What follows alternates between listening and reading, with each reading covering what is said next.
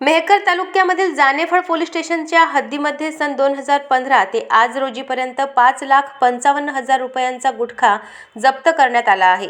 Police प्रशासन व अन्न औषध सुरक्षा प्रशासन अधिकारी यांनी अवैध वाहतूक व विक्री प्रकरणातील 15 गुन्ह्यामधील न्यायालयाच्या आदेशाने व ठाणेदार अजिनाथ मोरे यांच्या मार्गदर्शनाखाली अन्न औषध सुरक्षा प्रशासन अधिकारी वसावे यांच्या उपस्थितीत जानेफळ पोलीस स्टेशनमधील ASI नागेश महाजन, उंकडराव नेमाडे होमगार्ड अधिकारी, अन्न औषध प्रशासन कर्मचारी कटारे यांनी पंचासमक्ष जानेफळ ग्रामपंचायतचे ग्रामविकास अधिकारी गायकवाड यांच्या संमतीनुसार जानेफळ ग्रामपंचायतच्या हद्दीमधील डम्पिंग ग्राउंडमध्ये विविध गुन्ह्यांमधील जप्ती असलेला गुटखा पंचासमक्ष तपासणी करून अग्नीच्या ज्वालामध्ये नष्ट केला।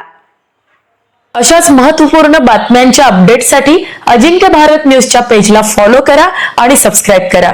Thank you for watching.